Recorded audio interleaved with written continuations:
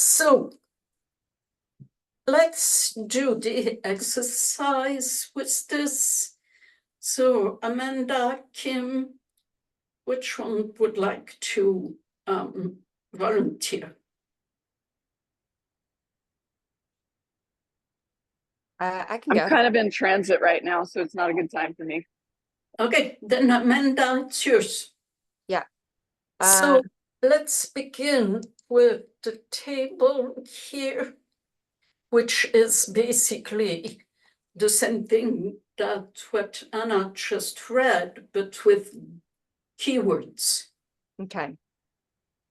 Inverted female, the chaser. Inverted male, the runner. For the female side, hysterical and suffering, unfulfilled, push, overgiving, overspeaking, overt attack. Inverted male, the runner. Aloof and penislessness or penisless, unfree, pull, undergiving, underspeaking, covert defense. Yeah. Mm-hmm. You can see the perfect complement, and Oh, one yeah. reacts to the other back and forth. Oh, right? yeah. I've had this templated out in my life perfectly. Yes, haven't we all? Yes. Thank So, you, Amanda. everything in the world is about sex except sex. Sex is about power. Oscar Wilde. This is why I lose power. I am not conscious of what truly motivates my aversions and attractions. Deep down, what I want is simply to be free and go out of business and give it all to love. This happens when I forget about my identity. That is, when the man is no longer the man and the woman no longer the woman. I become whole, like a circle of yin and yang. In that state of mind, I have everything I want because I want everything I have.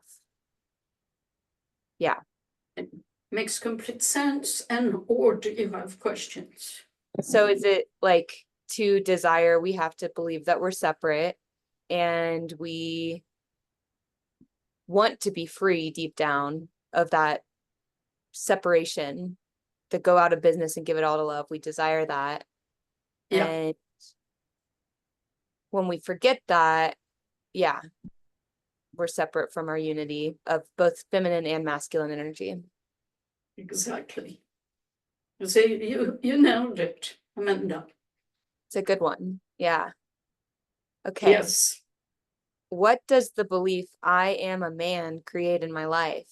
Well, that doesn't concern you, but maybe the next one concerns you. What does the belief I am not a man create in my life? So what does the belief, and as much as you can, Anna and Kim, what does the belief I am not a man create in your life? And Amanda, speak, and if Anna and Kim want to briefly come out of mute to volunteer an idea, then please do so. I'm curious about what the difference will be between the belief I am not a man and I am a woman are, because they both have a similar thing, which is the same thing that creates the desire to play hard to get, because it's like, I'm not a man. So it makes me feel like I should stifle my strength and bravery and what would the word be? Like external drive. Like I should be served. I should not be serving. I should be the one that's being served right now, kind of thing. Right. Like, I'm not a man. Why am I the one that's taking care of you? Is what it shows up for me. Not a man. Interesting. What about you, Anna? I think the same, like what Amanda said makes sense, because from the perspective of that, like a man needs to take care of the woman, like they have to fend for women, be the what's it called, the bacon bringer, Breadwinner. Yes. yeah. And now I understand what you meant. And when you said, why shall I take care of you? I find that the belief I am a woman makes me a caretaker. So now I understand it differently. Okay. Thank you, Anna. I would say for me, the belief I'm not a man, it makes me furious.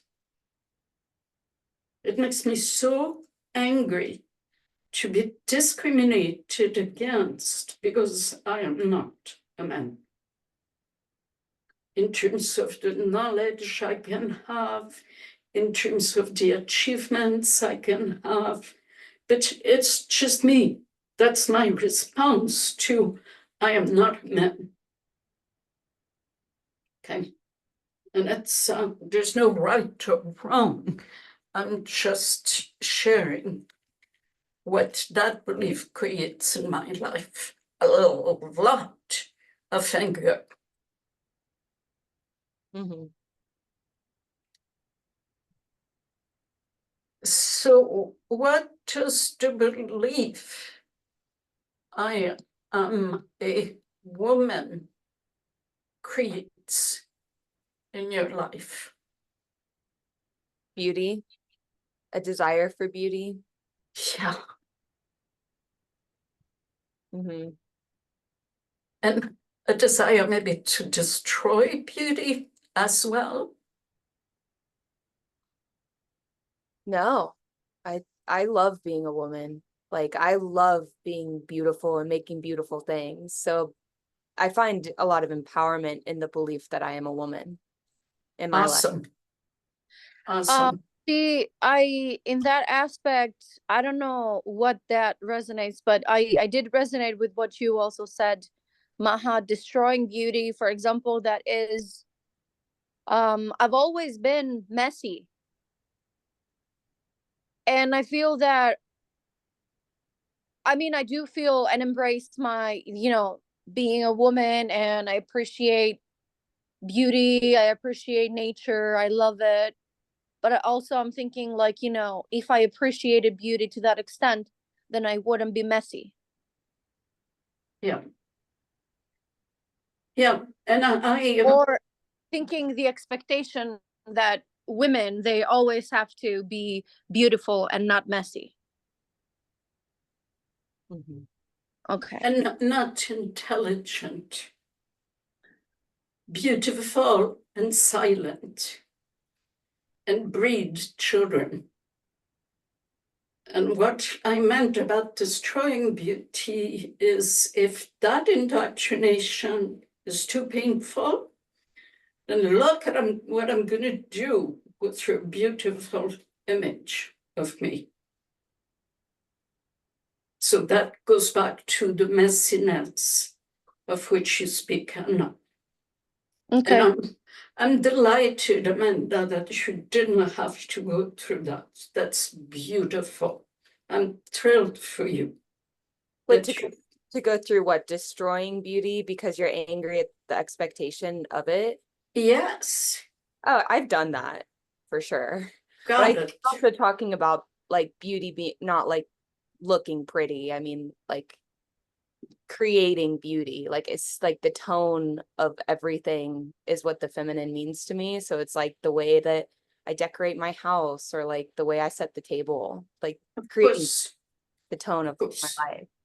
But I totally hear and understand that. I'm speaking more of the relationship to the body.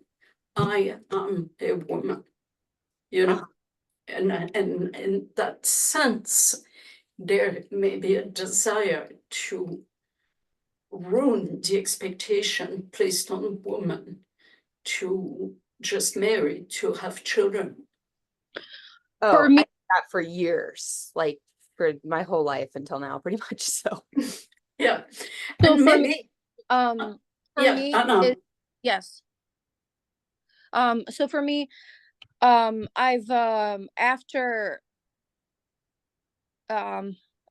like, going through what I went through with my sister, which was a life altering experience, and the pain of losing her and everything, and I was like, after some time, like even some till today, like I lost interest in a lot of things. For example, I mean, I do still appreciate, for example, a good outfit or my body looking good, but at the same time, there's moments that I completely don't care because I feel like it's not important how you look. What's important is how you feel. Now, sometimes, like, you know, a lot of people will say that how you look on the outside is equivalent to how you feel on the inside. But at the same time, like, you know, I would like till today I'll prefer comfortable clothes as opposed to looking great in a beautiful outfit. That doesn't mean that I don't appreciate, like, you know, looking good in a good outfit, but I think I've like, you know, for the past couple of years I've like geared towards comfort because that's what matters to me as opposed to Appearances. appearances. Yeah, exactly. How I don't for example, like saying like I don't give a fuck how I look to you, like, you know, like what am I feeling inside is more important. Beautiful. Thank you, Anna. I hear you. So, Michael, maybe you would speak a few words about what to believe I am a man and I am not a woman have created in your life. Yeah, I would say forced labor was a very good summary in just a couple words. You know, the responsibility of providing, and then for the largest portion of my life, the inability to relate emotionally, and then to defend myself against what was perceived as an attack of the feminine. And this idea of being a runner pretty well summarizes it. You know, just I'm doing my responsibility, leave me alone. Right. And that's it in a nutshell. Yep. Thank you, Michael. Painful. Oh. Yeah. So, Amanda, do you identify more to being a chaser or a runner? I've definitely been both, but I would say I'm more of a chaser historically. Thank you. Recently, I've felt like a runner though. Everything changed, but Yes. Anna, where do you see yourself? Most of the time I've been the chaser. I've seen some relationships, for example, when I had been the chaser, and they tried to come back to my life after I've retracted and become the runner or like pulled back. I like I've seen how those people have come back in my life when I've pulled back all of my resources and my like giving. Yes. So I've seen the relationship, but I haven't been the runner. I've both of the chaser and the runner. Those are I want to say feelings, emotions. So when I felt those, but at the same time, when I've been the runner, it has been because I have felt nothing. I understand. Not exactly. Yeah. So, Kim, are you able to come up? Yes. More Yes, chaser yes. or more runner?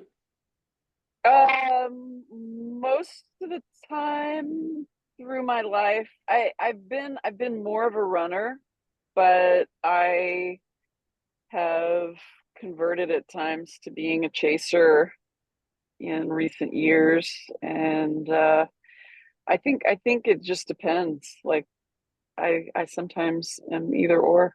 Yeah. Understood. So now apply that to what you really, really, really want. Health, wealth, relationship, whatever it is that you may want, a house to live in, citizenship, whatever it is, and see that the core game that is in you, be chasing or running, might be a reason why you're not manifesting your reality. Okay, just a point of contact with this.